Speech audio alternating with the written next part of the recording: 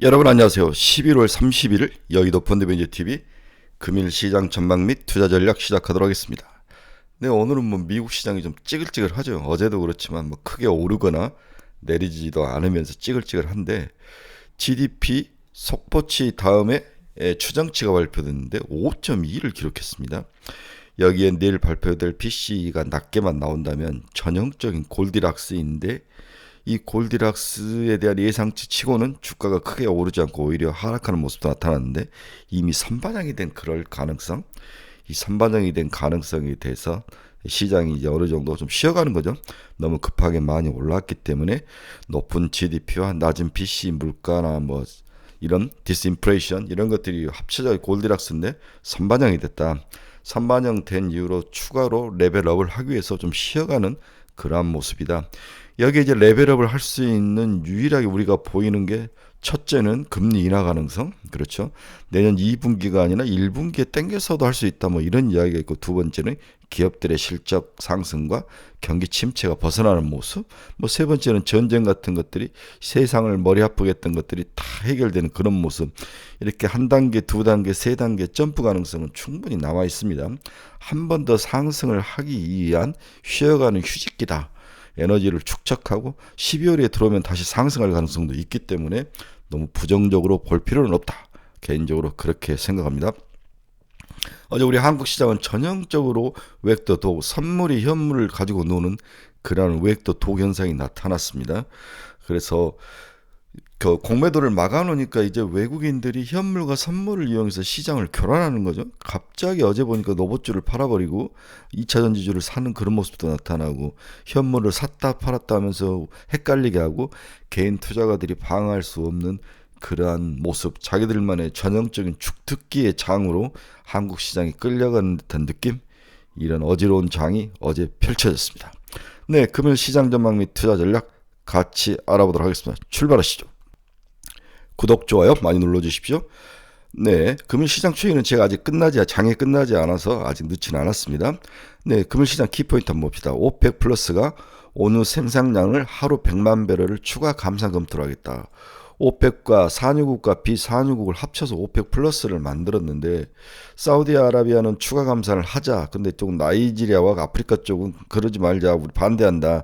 이것 때문에 25일인가 열리기로 했던 게 30일 오늘로 연장이 됐는데 추가 감산안에 합의를 한 것 같다는 소식이 나오면서 유가가 2% 정도 상승하는 모습이 나타났습니다.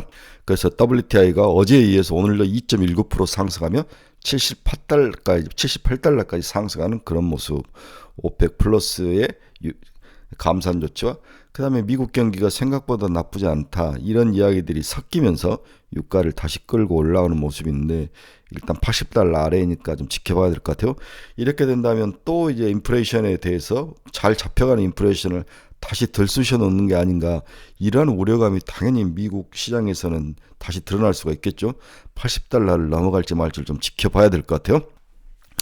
네, 미국 3분기 GDP가 잠정치로 5.2% 나왔습니다. 와, 정말 미국 같은 거대 기업이 분기로 GDP가 5.2까지 나오는 건 정말 대단하죠. 속보치 대비 0.3%나 상향을 했다. 그래서 속보치는 4.9였는데 잠정치가 5.2, 예상은 5%를 했었죠. 확정치가 나오는데 5.2%가 된다면 정말 어마어마한 숫자이다. 좀 믿을 수가 없습니다. 네, 언빌리버블이죠. 네, 미국의 이 놀라운 그러한 이런 경제 성장률 뒷배경에는 매그니피션트 세븐이 세계 글로벌 시장을 잡고 있는 이러한 글로벌 시장들이 세상을 더욱 먹잇감으로 하면서 확대하는 거죠. 이익을 확대시키고 거기에 따라서 서프라이 체인들이 밥을 먹고 살고 더욱 이것이 선순환이 되고 4차 산업에서도 미국이 가장 앞서가고 중국을 두들겨 패면서도 잘 견디는 이런 모습. 그만큼 미국의 파워가 대단하다, 이렇게밖에 말을 할 수가 없을 것 같아요. 연준 베이지북이 발간이 됐는데 미 경기 전 보고서 발간 시점 대비 좀 둔화하는 모습은 보이고 있다. 그러나 GDP는 이렇게 올라가는데 참 모순적이죠. 네. OECD 내년 세계 경쟁 전망치를 2.7%를 제시를 했습니다. 미국이 내달 1일 전기차 보조금제에 외국 우려기업 규정을 발표하죠. 이걸 영어로 FEOC라고 그러는데, FEOC 이 규정인데, 지금 미국에서는 배터리 부품 조달을 미국과 FTA를 맺은 국가를 하면 얼마를 줍니까? 3,750달러를 주고 거기에 들어가는 소재, 예? 핵심 광물에 대해서도 미국인에서 나오는 거라든지 관련 FT 기업에서 나오면 3,750달러 이렇게 3,750달러를 배터리와 소재 이렇게 나눠서 지금 지급을 하고 있는 두 개로 큰 구역으로 나눠서 지급하고 있는데 여기 외국 기업, 우려 기업을 지정하는 규정을 발표하겠다. 반대편에 있는 아마 중국을 두들겨 팰 거로 예상을 하고 있습니다. 엔비디아가 아마존 AWS의 신약 개발을 위한 생성형 AI 활성화를 지원하겠다. 이제 제약 개발 쪽으로 가는 것 같아요. 네. 우리나라도 한번 봐야 될 것 같아요. 여기에 관련된 기업들. 시그나와 휴메나가 합병을 추진했다. CVS에 필적할 대형 헬스그룹에 도전을 하고 있다. 헬스클럽이 아니죠. 네. 행동주의 펀드 엘리엇이 필립스 66 지분 10억 달러에 인수를 했다. 네, 이런 이야기들이 나오고 있습니다. 오늘 앞에 이제 시장에서는 언급하지 않았지만 미국 2년짜리 금리가 4.648 오늘로 8bp 정도 하락을 했습니다. 10년짜리는 이제 4.268 6bp 하락을 했고 20년짜리는 7.5 30년짜리 7.3 이러다가 10년짜리가 다시 3자를 보일 가능성이 굉장히 높아 보여요. 2년짜리도 이거 기준금리에 연동해서 움직이는데 지속적으로 하락해서 4.5까지 내려올 가능성도 대비를 해야 된다. 이렇게 금리가 기본적으로 내려오면서 시장을 든든히 받쳐주고 이것 때문에 이제 성장주들이 그나마 무너지지 않고 매그니피션트 세븐이라든지 이런 반도체, 제약바이오, 금리에 민감한 기업들, 태양광, 재생에너지 이런 종목들이 버티면서 나름대로 살짝 바닥을 치고 올라오는 모습들이 내년에 전망 상반기에 대한 기대감은 어느 정도 있다. 이렇게 봐야 될 것 같아요. 금리 하락은 유가 상승을 상쇄시킬 수 있는 좋은 투자 포인트입니다. 이제 미국 10년짜리 국채금리를 봤는데 4.16인데 한국은 한번 보고 3.641인데 거의 4.7에서 3.641까지 한국의 10년짜리 기준금 심리도 크게 국채금리가 내려오는 그러한 모습이 동시에 나타나고 있는 거죠. 달러 추이 한번 봅시다. 102.697 살짝 오르긴 했지만 많이 오르진 않고 여전히 102에서 놀고 있습니다. 그나마 다행입니다. 어제 한국 원화는 1290원대까지 내려왔습니다. 오늘도 살짝 1280원대까지 내려올 가능성, 저는 1250원대까지를 기대를 하죠. 여기까지 내려온다면 한국의 내년의 주가는 그렇게 나쁠 것 같지 않다냐. 1분기만을 두고 이야기를 한 거죠. 외국인들의 지속적인 단기적으로 보면은 외국인들이 빠졌다 들었다 하지만 길게 보면은 이렇게 자금이 들어오는 그런 모습을 유지할 것이다. 이 믿음을 가진다면 한국 주식시장의 바닥은 나름대로 단단하다. 이렇게 봐야 될 것 같습니다. 제가 5시 한 40분경에 봤을 때 테슬라는 마이너스 0.95, 한 마이너스 1% 넘게 하락을 했습니다. 한 이틀 계속 상승을 하다가 살짝 더 조정을 받는 그런 모습. 이 정도는 뭐 크게 문제될 건 없죠. 이제 테슬라의 사이버 트럭 데이가 내일 이제 나오죠. 네, 가격이 특히 중요한데 가격이 어떻게 책정이 될 거냐, 향후에 생산량을 어떻게 할 거냐. 그렇다면 우리나라는 항상 이 밸류 체인을 항상 관심을 가져야겠죠. 4680 이 온통형 배터리가 들어가는데 먼저 자기 내부에서 들어가는 것이 쓰고 다음에 일본의 파나소닉, 한국의 LG엔솔. 이 LG엔솔에 LNF가 들어간다는 거죠. LNF. 그래서 어제 LNF가 크게 치고 올라가는데 뭐 대구에 클러스터를 만들고 그 다음에 음극재 시장을 들어오고 거기에 이제 테슬라의 4680 배터리에 양극재가 들어가고 사이버트랙에 들어간다. 이런 연계 플레이가 된다면 LNF 20만 원이 목표죠. 20만 원 탈출을 해야 되는데 LNF 때문에 속상했던 친구분들 좀 견디시기 바랍니다. 엔비디아는 482달러, 오늘은 살짝 상승해서 올라가고 있습니다. 애플은 0.52% 하락, 일라인일린 마이너스 1.14%, TSMC는 0.89% 상승, 마이크론 테크놀로지도 3.41%. 반도체가 어제 전체적으로 다 하락을 했는데 오늘은 다시 상승해서 올라오는 모습이 나타나고 있습니다. 비트코인 한번 봅시다. 37,833달러. 뭐 4만 달러 근처까지 가다가 조금씩 무너지는데 여기서 좀 쉬어가는 모습이 나타나고 있는데 일단 4만 달러는 한번 칠 가능성은 확실히 있는 것 같아요. 달러가 약세로 가면 갈수록 비트코인의 강세는 충분히 나타날 수 있다. 먼저 미리 선반영된 부분도 있을 것 같다는 생각도 좀 듭니다. 비트코인 4만 달러는 충분히 가능하다. 네, 오늘 시장 투자 포인트 한번 봅시다. 오늘 이제 금가격 한번 봅시다. 금이 2,045달러까지 올라왔죠. 우리가 주식시장에 너무 함몰되어 있는 사이에 금이 2045달러까지 올라왔습니다. 이 금 가격이 왜 이렇게 올라왔는지, 금 가격 상승이 주는 그런 함의는 뭔지, 이 부분을 한번 오랜만에 너무 주식에 몰입되는 것보다 한번 지켜보고 살펴보는 것이 필요할 것 같아서 분석을 한번 해봤습니다. 금 가격이 온수당 2,000달러를 돌파했다. 2,045달러까지 왔습니다. 잠시 숨고르기를 하던 금 가격이 재차 상승 랠리를 보이면서 온수당 2,000달러를 돌파했다. 전고점이 12월 27일이었는데 온수당 2,006.4달러를 넘어섰고, SV4태 여진이 지속되던 지난 5월 6일 2,016.79달러를 넘어서는 최고치를 지금 기록을 하고 있는 거죠. 이는 사상 최고치를 넘보기 시작했다는 거죠. 참고로 지난 11월 28일 종가로 2,040달러, 오늘은 45달러까지 올라간 거죠. 온수당 2,000달러를 넘어선 금가격 랠리를 들고 일부지만 추가 랠리를 주장하는 목소리도 나오기 시작했습니다.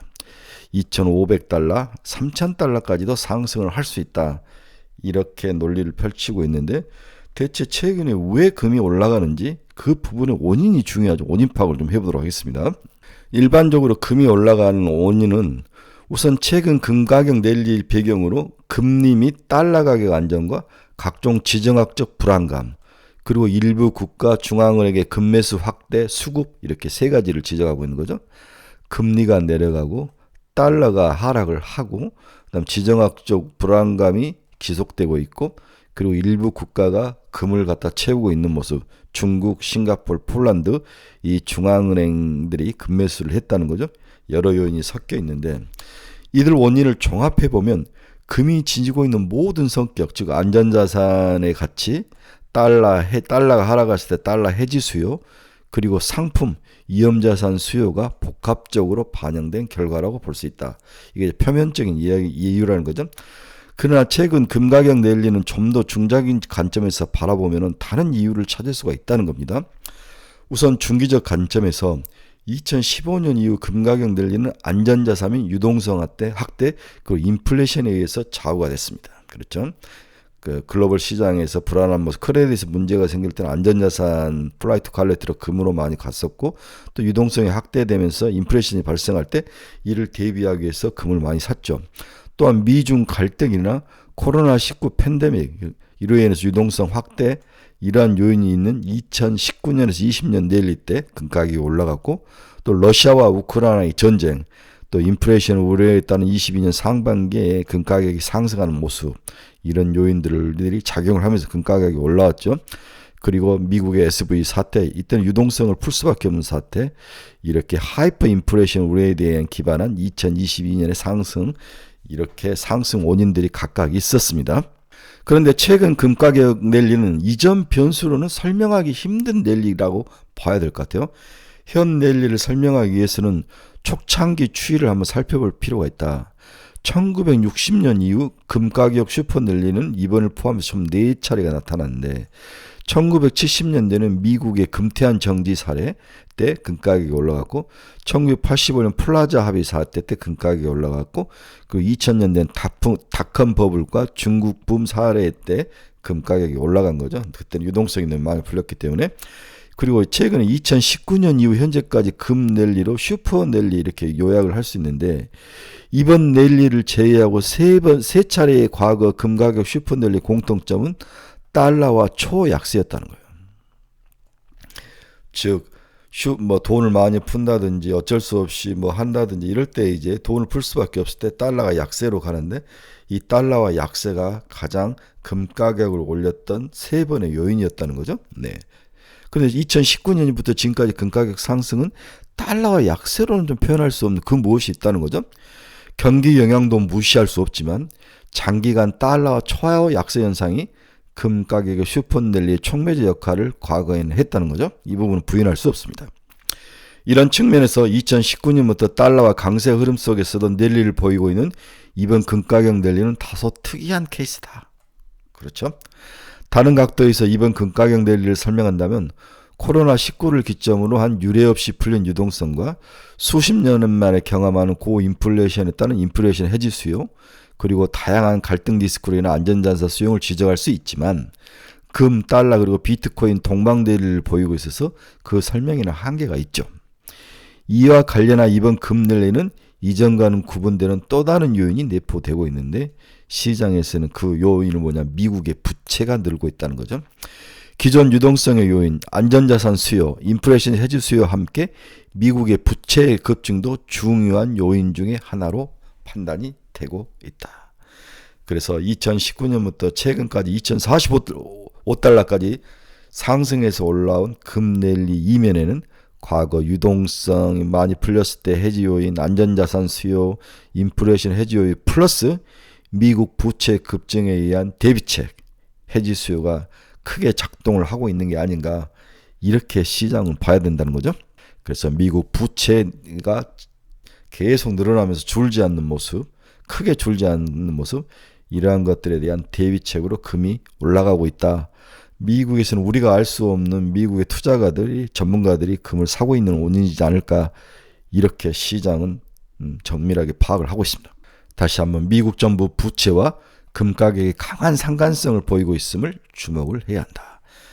팬데믹 등 위기 극복 차원과 경기 부양 및 산업 패러다임 전환 차원에서 과도하게 지출된 정부 지출, 즉 정부 부채 급증이 금 및 비트코인으로 상징되는 달러 대체 통화 수단에 대한 투자 열기로 이어지지 않는가, 그런 생각을 갖게 하는 거죠.